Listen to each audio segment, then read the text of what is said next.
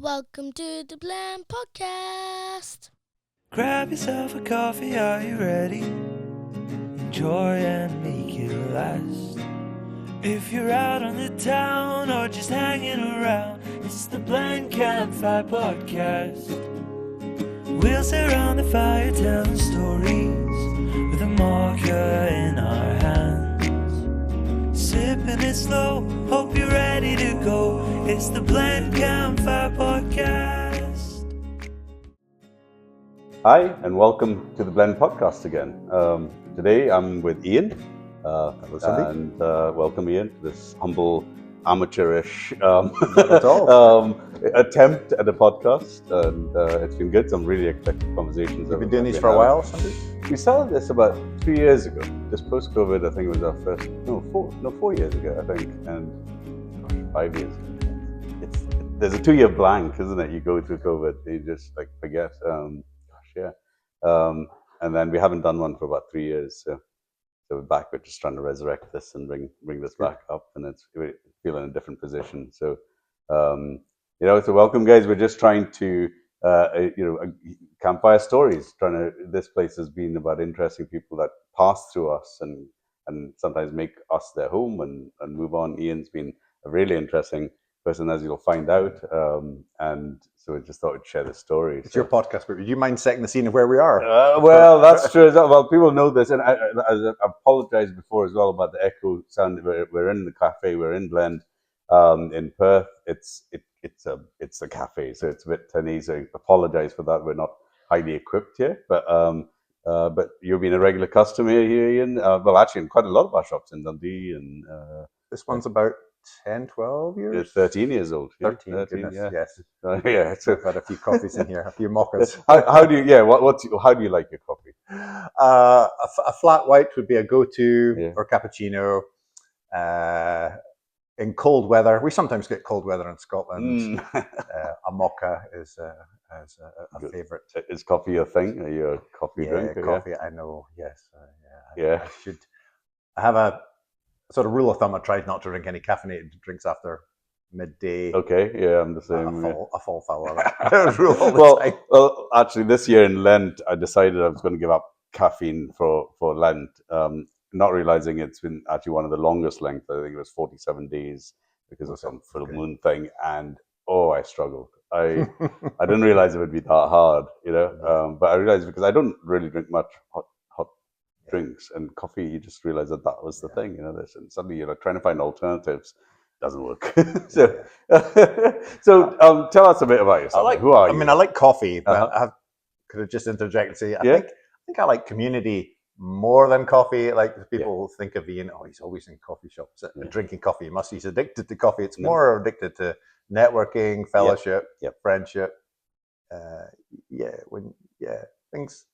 There's only so much is going to happen within your four walls of the house, but when you get out there in the community, I love meeting people. People are interesting, aren't they? Everyone's got a story. Absolutely, and we've always felt like we're not a coffee business; we're a people business. Coffee is just the lubrication, really, for the conversations. And really, reality, it's an ancient thing. We've done pubs, everywhere was always a tavern or some place, a safe space in a community that a stranger could enter. And that meet others or just be there. So, and I think we've lost so much of that in our society. So even 10, 15 years ago, when we were thinking about this idea, we realized how important a space this is. That people need, and even more so now because of the COVID and people working from home.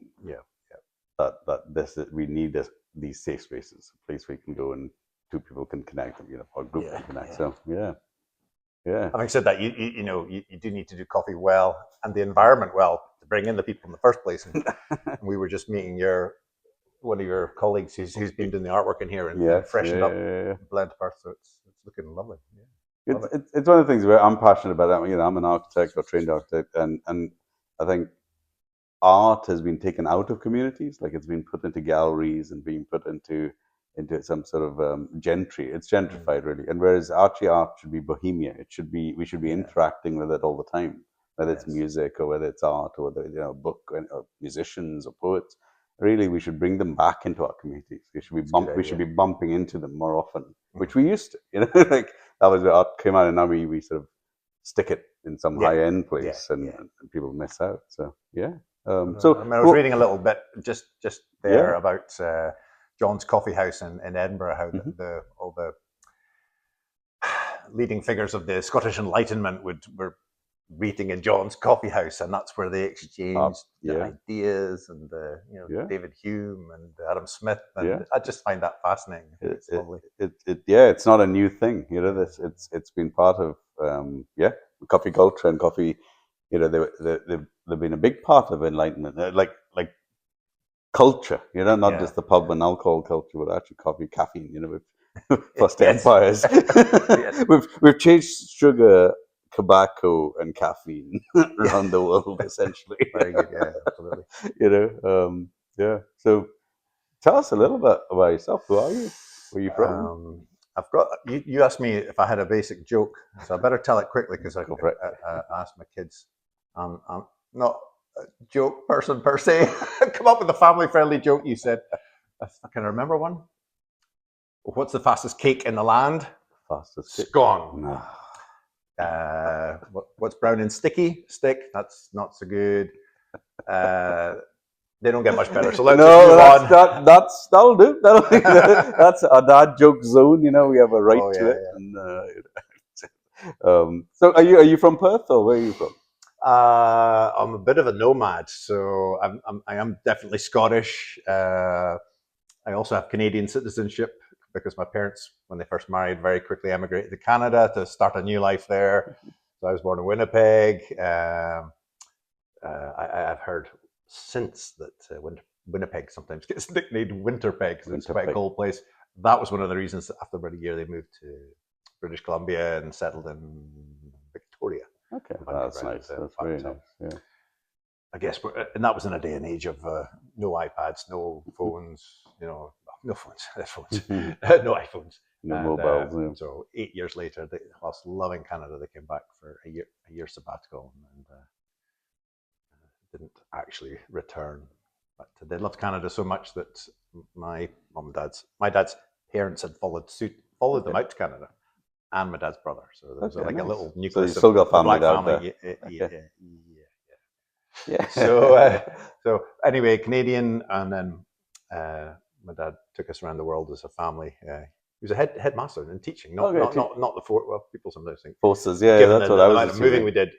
He was in the military forces, but no, just like had an adventurous heart, so he took us around Scotland first, and then we went to Hong Kong for 3 years, and as a teenager, then back, and then Middle East. He was in Bahrain.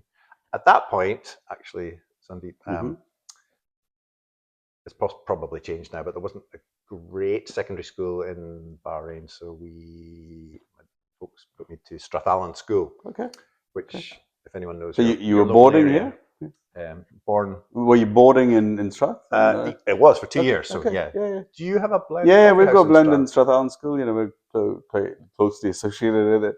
A little bit of is it a pop-up thing, or is it there? Well, it began pop-up. Now it's sort of, I would say, an established part of it. You know, again, we were post-COVID. You know, I think the school was very interested in creating a social hub for the school. You know, because there was such a big disconnect, both in staff and kids and whatever, and so. They asked us if we'd come in, and they didn't just want a cost. You know, they didn't just want. It wasn't caffeine. They were like they needed some sort of social hub, and they knew about us. And it's been, we've been there 3 years now, and it's been really successful. Like I feel it proved itself, and we're about to expand a few things there. But what are the opening hours there? It's sort of school 8 till 4, 8 to 5. With that weekends, so and we're 8 till 4. Wow. Yeah, and what we find there is everyone uses it. School kids, the janitorial staff, the academic staff, some parents, etc. Because everyone's needing that touch point, and the same model, no different from this. That you create a living room in a community. You have a blend here, sort of mothership. Yeah. Well, this is eldest child. This is eldest child. Mothership. Well, yeah, this is eldest child because and then we've got 6 right now we have one in Dundee, Baxter Park. Baxter Park. We have one in 3 in Perth, like here in the South Inch Pavilion, and then one in Strathallan School, and then in Glasgow we've got one in Erskine and one in Paisley. And then we've also got a mobile van that we do football tournaments, weekend work sort of thing. So I was at the park run in Perth yesterday morning, and there was such a crowd, hundreds and hundreds, and I thought they really need. I was looking for a coffee at that morning. Which way was it? My top tip for the North Inch. Well, that's what we try. I know the park run allow. Well, we certainly do it. We do it in the South Inch, so which is great for park runs. So yeah, maybe we've got to do the North Inch, and follow the coffee. So. That's it. Yeah, and you studied what, or where were you? Yeah. Strathallan, and then on to Edinburgh University to study geography. Okay. Now, at this point in the interview, I feel a bit embarrassed because I did geography degree without having much of a forward plan, and ultimately didn't really use the degree. But I loved my time at university. Don't we all? I had a good 4 years and loved university. Got involved in. My father was a swimmer, like he was an Olympic swimmer. So and he always growing up that was my sort of sport. So I enjoyed swim team. I think I got blues from Edinburgh University. Well, so, okay. In Strathallan, just a little thing. Yeah. If you go to Strathallan, the dunk. If you go to Strathallan, there's a plaque. I hope it's still there. School captain swimming. Oh, brilliant! And tennis. Was Strath a good experience for you? Boarding school? It was a good experience. It was. Yeah. Were you by yourself, or your brothers, sisters, others there? No. So when I went to Strathallan, it wasn't boys only, but it was very newly introduced girls as well. So I think hazarding a guess from memory, about 350 boys and about 50 girls. So for that reason, I had a sister who's 2 years younger than me. My parents opted to put her to St Leonard's and St Andrews. So we were just about 30 miles apart. So. Yeah, that's interesting. Another conversation we've had in the podcast is people. I went to boarding school in India, and it's. I had a great experience. I really enjoyed it, but I know lots of people didn't. And it formed a different narrative in their lives, and it's interesting to see. I think the schools either enhance something or I did have a good experience, but I am a little bit of an introvert, which might surprise anyone who's following me on social media. I am definitely an introvert. I do bursts of drama and performance for tours of Edinburgh. You peek out of the cave every now and again. I peek for 4 hours, and then I like to withdraw back into my shell for a downtime. I think for that reason, and I've said this openly to one or two people who've asked, would you come on this 7-day tour of Scotland? It's socially draining. I might excel, but I might just not. So I'll just stay with what I'm comfortable with. So, and I usually do. I do walking tours of Edinburgh. So I love those. Yeah, tell us about that. I mean, that's what do you do now? Like what? So I went to university. I did a geography degree. I got a second class MA honours in geography. Excuse me. But I haven't really used it, but enjoyed the experience. Life has just led me. I guess I'll probably feel a bit embarrassed about the lack of direction. Things at the start. I've done many, many different jobs, but I kind of and ultimately sort of found a niche in media and marketing for in Dundee City Council. Not at any high level, but I found a passion for publicity, promotion, media, photography, promoting events. Digital or just anything? Well, at the start, digital wasn't even a thing. But then when did digital start proper? 2005, 10, I forget. I suppose the internet, I remember a friend showing me Facebook about 2008. I didn't know even what it was. I didn't have any interest. So I was at least a year or two behind. Went on there and went, wow, this is... All my friends are already here, so you forget how exciting it was. Like I was thinking back at it, like if I was at a wedding and someone said, "Are you not on Facebook?" Like, you aren't on Facebook yet? I was like, "What do you mean? What is it?" And So they went on, and I was like, oh gosh, yeah, exactly. Like this is, and then you start linking with a whole bunch of people, and it was great. Yeah, feeling at the time. When I was working for Dundee City Council, I ultimately went down to a 3-day working week for them, so I could pursue. I was running a charity, a Christian charity, which was kind of events based and media based. Did a magazine on Christian faith and what was going on in Scotland, in the sort of Tayside area, and then in Scotland. So it was a magazine called Scottish Christian Broadcast, which ran for a few years. It was up to now, what was the print run? About 18,000. So it got quite well. So I enjoyed doing that. But I felt that was for a spell. I was running events. When I was running events, I quickly cottoned on, not like I did something amazing. It's just I cottoned on to. I spent the first few years when I was promoting and getting print material, magazines and flyers and posters and bus adverts, and then you open up Facebook and go, "Oh wow, I can do all this on this, for a fraction of the budget." Free. So that's kind of what got me into social media first, promoting events. And, I can't remember where it went from there, and there's a point at which, I mean, I'm not a photographer. I still don't really call myself a photographer. Like if I get asked to do weddings, I run a mile. But I know. Is it a passion? I like it. I think I've maybe got an eye for a photo.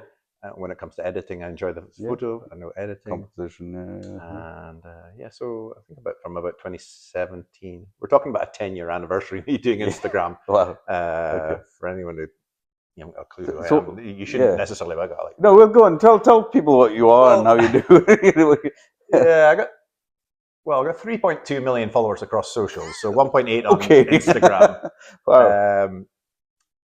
Wow. How did you get to that? I guess it was by being an early innovator or early on the platform is the best way. Okay. I know. I think if you start out on Instagram now, it's a tougher place because there's so many people there.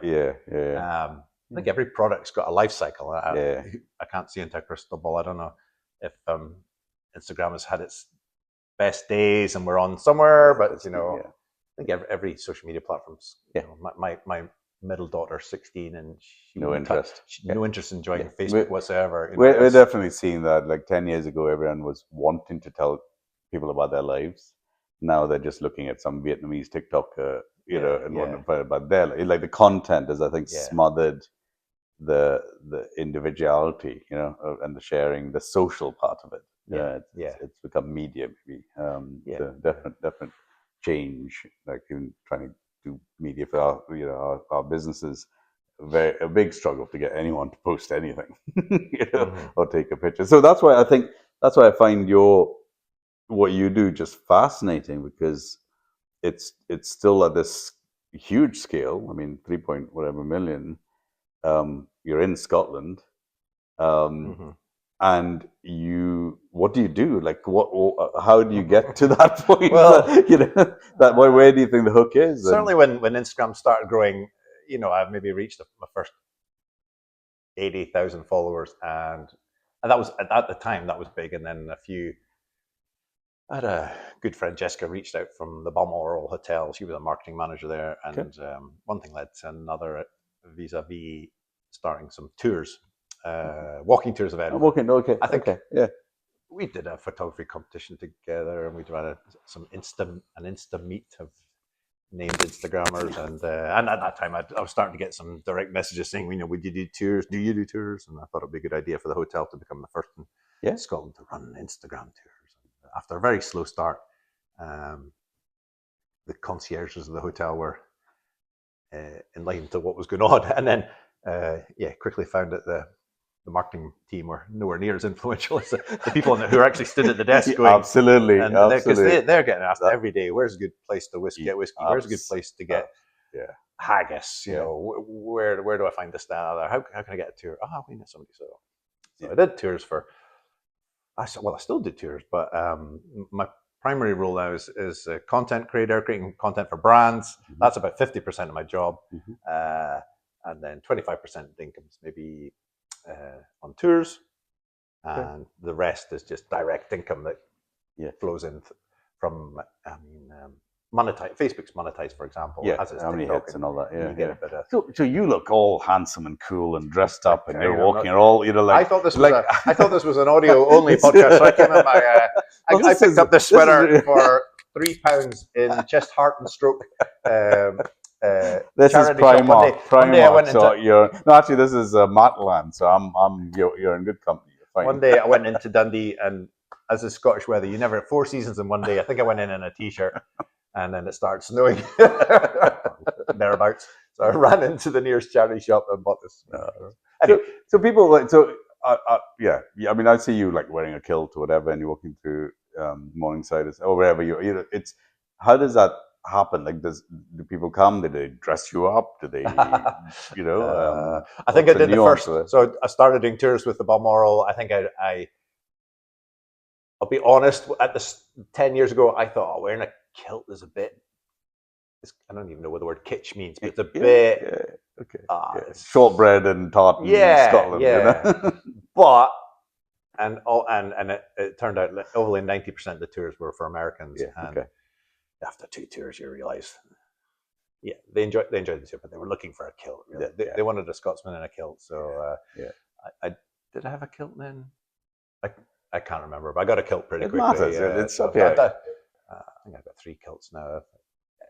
In doing brand work, you can do sort of reciprocal back scratching arrangements. Somebody supplies you a kilt and you show it off. We'll show it off, right? Yeah. So, and then what? You get followed around. Who's doing the photographs? Are you setting them up yourself? You got another photographer with you? It's a mix. Sometimes you can. I've got one of my favorite photos is a lady I was taking on a tour with me. Trisha just took a photo. I asked her to take a photo of me. She was a guest. It was just an iPhone.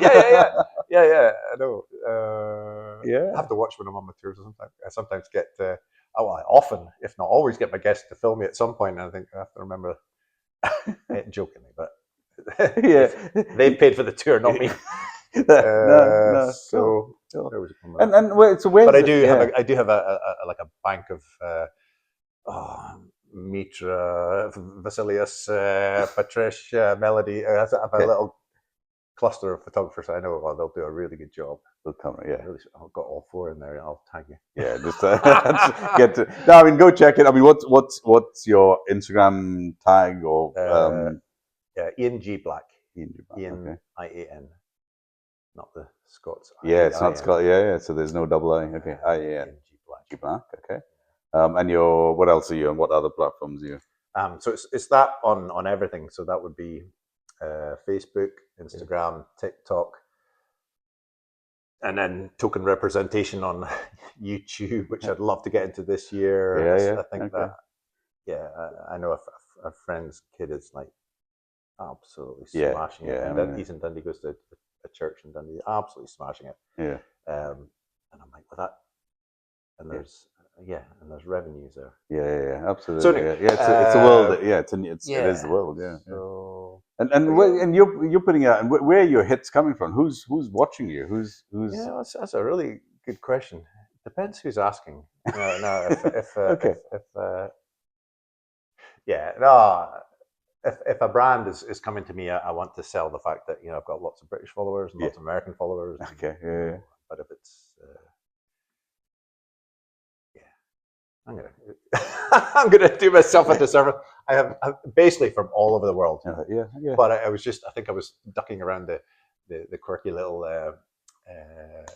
fact that I think the biggest growth area I've had in the last 6 months, a year, has been Iran for some reason. Wow. Okay. I think it's just I love Scotland because I showcase Edinburgh and wider Scotland. I think I know you're cautious about it because Iran is always associated with whatever the war. I'm not going to sell too much Johnny Walker. But you think I think Scotland is just continuously underrated brand. Like the world knows this country. Knows it for its kilts, it knows haggis, it knows the scenery. Like I know, like I come from India. The Braveheart as a movie is. Everywhere, and I know if I go to India and talk to people at Scotland, there's so many Bollywood movies that have been shot here because people are just looking at these immense sceneries and all these fairly big, and then you got whiskey. Like yesterday I was at the Sterling Whiskey Show festival, and I'm just looking at these.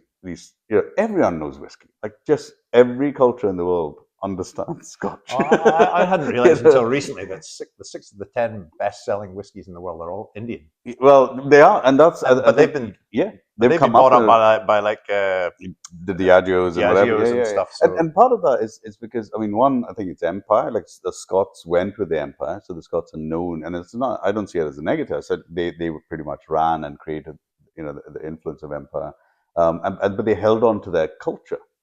Right, so when you see, like, I learned Keli music in India. Okay, yes, right. Before I came to this country, I did Scottish barn dancing and Scottish traditional dancing because we had a Scots policeman who taught us that, because it's built into I think this country continuously undersells that the power of that. That because people just already are open receptors to that, and that's like Middle East. I was in Vietnam last year, and there's a new Glenfiddich shop that was there in Saigon, beautifully done, and I was like, what's going on here? And you realize, these guys, they've been drinking bad Scotch for so long, and like India, India, like 200,000 army folk get Scotch as a ration, not Scotch, they get whiskey as a ration, and have done from the Empire days. They've been used to drinking this bad, poor quality blended whatever ration rum and whiskey, and then suddenly this this access, we need to be getting into that access, and like even Iran, you think they're not drinkers, most of them won't be, but there are drinkers. They're middle class people. Something I've learned, and I don't want to go too off tangent here, but I think it's relevant. In the last 6 months, since all the trouble's been going on in Iran, I discovered wherever I could, I don't want to be overly political on the platform because, well, first and foremost, it's my business, but I like to help causes if I can. So I was trying to share some issues with, because I have such a big Iranian following, something like 80,000 Iranian followers. So I was trying to share the amount of thanks and thanks I got from people was just incredible. It was overwhelming. But I realized that the Iranian community is really spread all over the world. Absolutely. These people were messaging me. They weren't messaging me from Iran. The blackout. They're from Canada. They're in Indonesia. Then Japan. Absolutely. They're a really widespread community. It's sort of seen. I think that's why we're, I think what I was curious when we were talking earlier, and I realized the scale of you, that really you're walking streets in Edinburgh and Scotland, but it's resonating. Yes. Right. That's the impact of like somewhere around the world, someone is connecting with it, and we don't need to necessarily understand it. It actually humanizes us. Like something like I was saying the other day about Gangnam Style, the song, this Korean song blows up, right? But actually the music and rhythms and patterns in there are pretty universal, right? And that song actually then suddenly connects everybody. It doesn't need language, it doesn't need culture, it doesn't need whatever, but actually there's something about it goes, we look at it, and I think like some of your photos, some of the scenes, like Edinburgh's so photogenic anyway. Most of Scotland is pretty photogenic. It is, Well, that's one thing that certainly Instagram has done, has made me appreciate my own country in a far deeper way than I ever did before, I think. Yeah. Made me go explore it as well. Yeah. I sometimes think, I want to get into, I want to travel, I want to go to Istanbul, I want to go to Japan, and I had the pleasure of going to Japan a couple of years ago through my work. But there's a lifetime of work to be done. There's a lifetime of land to explore in Scotland. I was in Shetland in January for the Up Fire Festival. I'm traveling around the island. I'm thinking, there's so many different experiences. I say cultures. Meeting people up in Shetland, they feel They feel. I'm getting a sense they feel more Scandic than Scots. Yeah, and than Nordic. They are. Yeah. And there's leftover cultures that are sitting. I think that's like I had a year, 20 years ago, and I had visa issues. So I think I was getting like 6-month visas, and so I didn't know where I was going to be in this country or not. But that flipped into one of the greatest years of my life, these 6 months, because I thought, if I've got 6 months, what am I going to do? I was like, I'm going to find out every piece of Scotland. And I literally, I had a car, I just borrowed this car and just drove. I didn't even have people I knew. And I got to see so much of Scotland. And but just not just Scotland. I saw the people, like you go into some random pub in Skye, and you don't know people there, and you just, by the end of the day, and I started this I had a wee challenge to myself that I would leave any place knowing one person really well. Oh, that's a great, right? It was just this wee theme, and it was just to go beyond the "how are you, who are you" type of conversation, just something deeper, and it was such a revelation, because you walked away with thousands of stories. Fantastic, right? Isn't it? Yes, and it wasn't sexualized. It wasn't some extraction sort of thing. It was just stories, people. And I ended up with a fabulous year of memories, and then I got a 5-year visa, so I was like, "Oh, okay, I'm here now." That's why I've loved doing tours of Edinburgh. There's been points at which I thought, maybe I'll just give up the tours because there's enough income in the brand work, but I would really miss. I've made so many good friends, and the Pull of Scotland is just incredible. They come back again and again and again. They're always dreaming of their next visit. So, I'll take this in a slightly different direction. What do you do when, like, one of the things with social media is that these endorphin rush that's sitting there, 80,000, you're watching this thing go, and your brain is just like, wow. What happens when that doesn't happen? Ooh. How do you deal with that? That's a good, deep question, because with social media, and I think it's, if there's any kids out there thinking of getting into social media, this is an ideal world, of course, but it's almost be good to have. If you're in a church, you might have a pastor or a leader, a youth group leader, or something just to mentor you, because it is quite ruthless out there. Because I found, it's times when the good times roll and then they dry up. I've had certainly went. I grew on TikTok over a period when I just couldn't do anything. Instagram, I kind of almost gave up. I kind of did give up. I just thought, I'm spending a lot of time here. It's just not rewarding. So I went and explored TikTok and managed to grow up to nearly 1 million followers in there. How many? A million. So almost, anyway. So I don't know where's the message in there. It is hard, TikTok, Instagram at the moment. I can't. I'm not really growing much. So you kind of make a decision to yourself. How's my time best used at the moment? Is it creating content every single day? I mean, I almost think in my own head that we're a bit like a musician of artist. Don't hear what I'm not saying. I'm not saying in any way, shape, or form I'm likening myself to David Bowie. But he's just not just knocking out Starman. Heroes. That's heroes. You have great moments of creativity, but it is hard work trying to be freshly creative every day, and sometimes you don't feel it. And do you blame yourself, or do you blame how do you not make it personal? Like something doesn't hit, and like, what did I do wrong? I mean, sometimes I have a lot of respect for. I'm thinking of a good friend Eric here at the moment. So he's a brilliant creator, and he gives it his all, and I really respect that he tries so many different things. Some people just find a niche and go boom, boom, boom, like he's got so much character, and he's a lovely guy, Christian guy, and he creates new stuff every day, and then.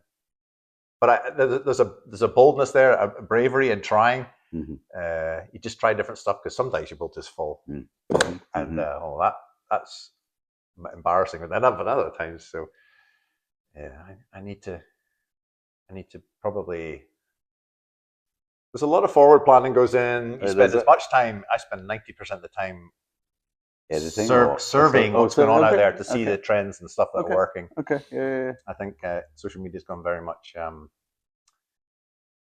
anti-AI. Well, I think the days of just throwing up aesthetic images is gone. You need to be more. There's more personality in there. People are talking to camera. They're a lot more connection. Yeah. I mean, I had a reel 7 years ago that blew up to 40 million views, and it was just 4 clips of me walking around Edinburgh, and I think back and think, wow, that's. So I don't think that would happen again. What happened? Do you think was that the algorithm sort of found? I think the algorithm just was good for a moment. So does that frustrate you now because you don't have control over the algorithm? So you don't actually know you're fishing. It's not a formula, I presume, or is it a formula? I don't know. I mean, everyone. I've grown suspicious of over the years of people saying, "Oh, the algorithm's against me. The algorithm's against me." And you look at the content, and go, well, that could have been a bit tighter, but yeah, there's definitely times when the algorithm's for you, and then there's saturation. I'll give you a little funny side story here. So I find doing content that shows Edinburgh when it's rainy, wet, cold, freezing, snow. Yeah. There's a little niche there. You're listening to this, kids. There's a little niche there to posting that in the summer months when it's roasting hot. Uh-huh. I actually smashed my account when I was on holiday in. I was in somewhere in Spain. A couple of summers with the family, and I'm lying by the pool, and I'm like, I'm not a pool sort of person, but I should put my phone away. But I just started posting some of my old stuff every day, and these snow reels are like blowing up. Of course, you get some comments going, "What are you doing? Is it snowing right now?" I'm like, "No, it's not snowing. I'm not a weather forecast. I'm just so okay." And then what do you think? Wait, what do you think it brings to the world? Like, what's the good of it? Like, what? Okay, yeah.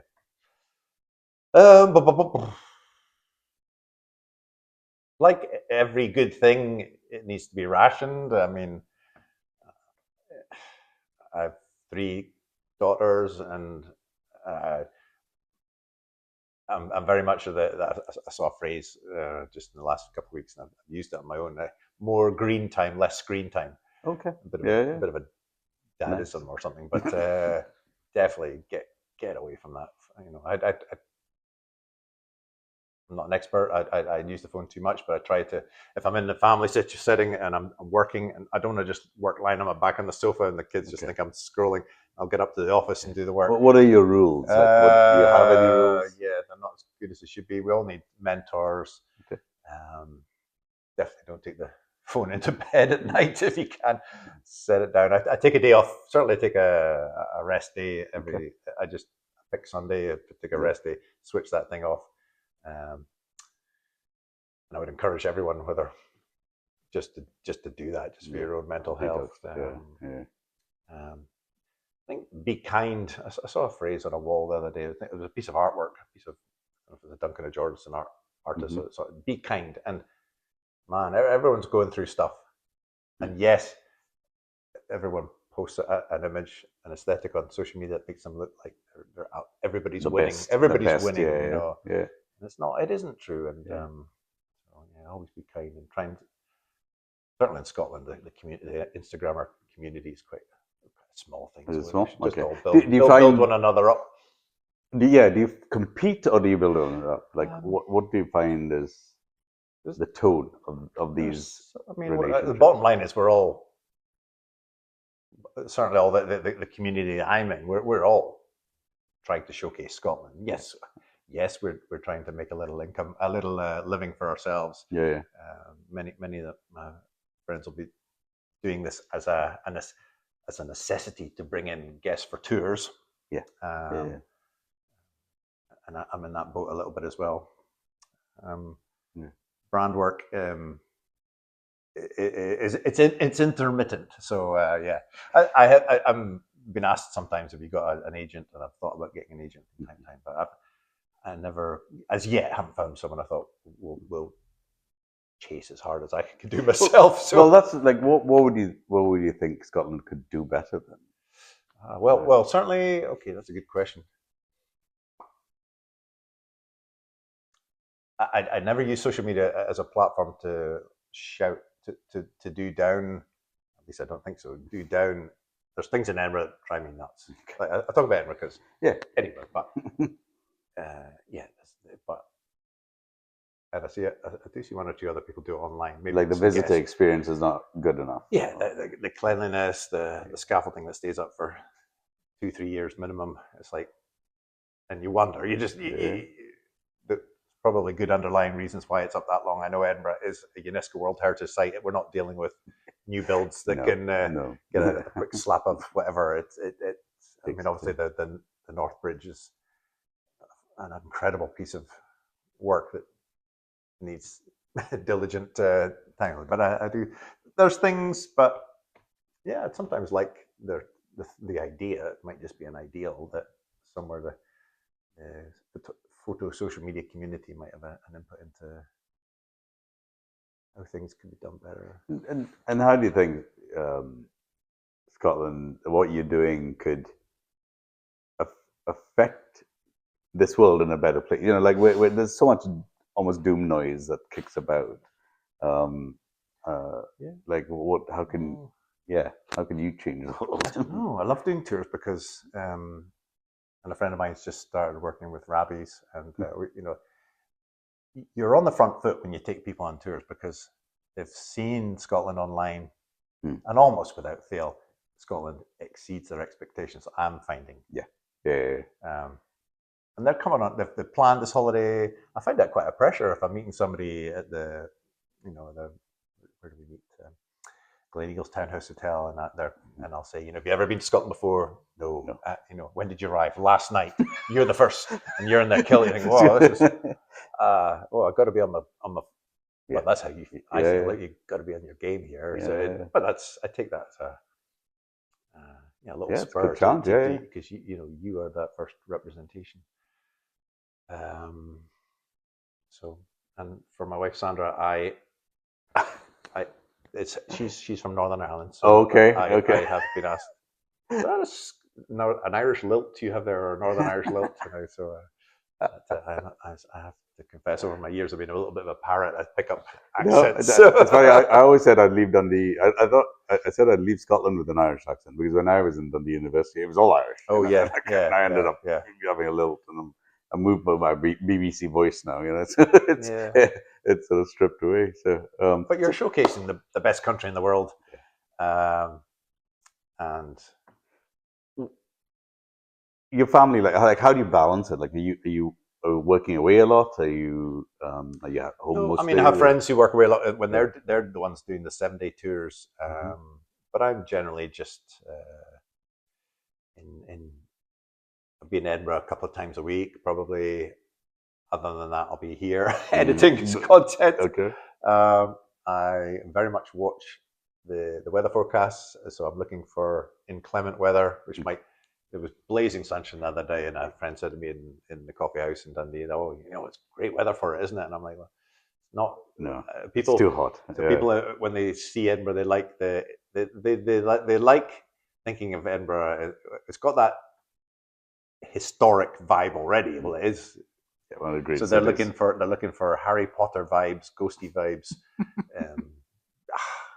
William Wallace.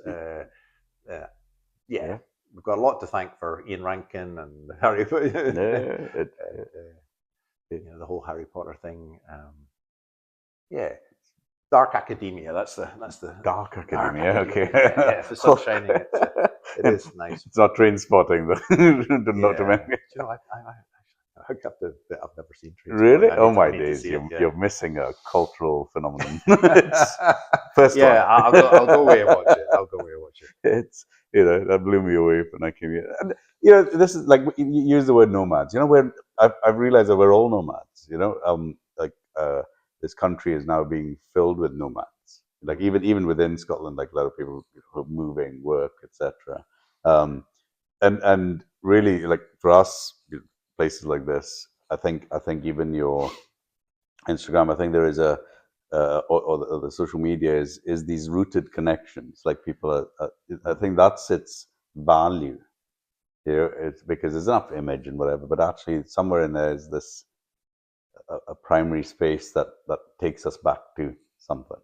A place, a location, a memory. Like I would say, like coffee, it's in the nose really, not in the tongue. Like you're smelling it before you come. So therefore, when you, I like some of the shots you have of the wet Edinburgh roads. Yes. You can say, you're like, yeah, I know that place. So that's it's not Santorini, because sometimes I think they overdo it because it's like one image and it's bright sunshine and everything's white and blue, the skies are blue. And like, actually, I think people want something richer than that.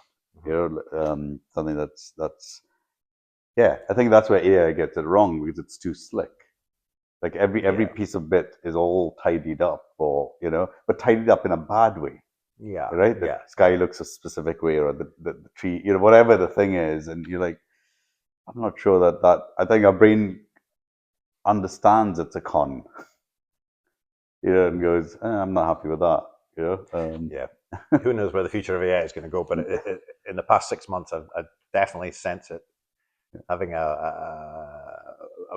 not good influence on social media, because when you're scrolling, you are scrolling to be entertained and thrilled and wowed. You want to go wow. But if in that every split second you go, is this real or is that not? And then you scroll to the comments and somebody says it's real, it's AI, it's real, it's AI. And then you shut down. That takes the you shut down. Out of it. You just sort of look at it. So then you do start to look where. I think we all do it. So if I see something, earthquake and so and so, and wow, is that even real? So you then defer to I'm looking for dates and the places that you'll get authenticity. Sky News or BBC, or you need to clarify ground. But there's something less fun if everything needs to be referenced against. if you weren't doing this, what else would you do? Do you think? Where do you think is the missing spaces in social media or whatever? I like being in the world of aesthetics and places and spaces. I sometimes see. I'm thinking of a space in Dundee. Actually, I'm not sure where, but I thought that would be such a cool coffee house. I think I'd love to create a little space. I don't know if I'm running a business. Maybe. I don't know. I'll have to think about that one. Fair enough. But I've got one daughter just started university, 2 daughters probably going to start university. So I ain't retiring anytime soon. And would you wish them to go into what you do, or? Well, if they want to, but okay. I don't know. If I wasn't doing this, would I encourage my son to do it? I don't have a son. Yeah. But I don't know. Okay. You're not skeptical about it. You're enjoying it. Are you enjoying what you're doing right now? Yeah, I do. I meet people from all over the world, and some of my best friends I've never met yet. They're a lot of Americans. I do love Americans. I missed them during the COVID, because we had those 2 years when nobody could come over. So we'll quickly talk about COVID then. How did you handle COVID? It was. I don't think anyone looks back on that period and goes, "Wow, brilliant, wasn't it?" But there were some things. People did. There were. It brought us together as a family. I'm a family, a wife and 3 daughters, and all of a sudden we were a tight knit little group, and there was something quite nice about that. I've probably got to know my family better than I ever would have. We had like 2-hour dinners, it just became this very long conversation, which we loved, it was a healthy time. So, And how have you handled being out of COVID then, like that space? And then the tours came back. During those 2 years, within those 2 years, we had don't move anywhere. Yeah. Then you can move in this tier, and then eat out to help out. Go and eat out every night, and clamp back down again. So there was periods when BMW, if you're watching this, please let me have another. I can't remember the name of the BMW. I got a BMW for 6 months when we were in COVID. I couldn't go anywhere with it. Really? We were in tiers. We had you had regions you could go, and I was all set for the North Coast 500. And we did it actually. In August did the North 500. It was stunning. It was just, we took a caravan four of us in this caravan and drove down, and it was one of the best holidays we had. And I wasn't expecting my kids to enjoy it, but actually it was just so bonding traveling, and the scenery was stunning, and we just looped. And I think I prefer anti-clockwise to clockwise. I always recommend, most people do sort of clockwise, but I think the anti-clockwise brings you. It's good. Enjoy that, Scotland. Right. Well, we'll close with this. I mean, if you were given £1 million to do something in your community, or and maybe not £1 million, £100,000, whatever the number, where do you think you'd focus that on? I don't know if that was a specific amount that you were thinking of. I mean, obviously, if you gave me £1 billion, I'll give you £1 billion. I'll give you £1 billion. I could solve world hunger, but I like the idea. I don't know. I was thinking you did ask me that question earlier, and I thought I'd like the idea of maybe apportioning up into maybe 10 chunks of 100,000 and giving it to lots of local charities. Now, what would be your passion like? Well, in Tayside we have. What do you think of the needs? I was thinking of. Well, lots of charities. There's Eagle's Wings who do lots of work with the homeless, and they've got soup kitchens.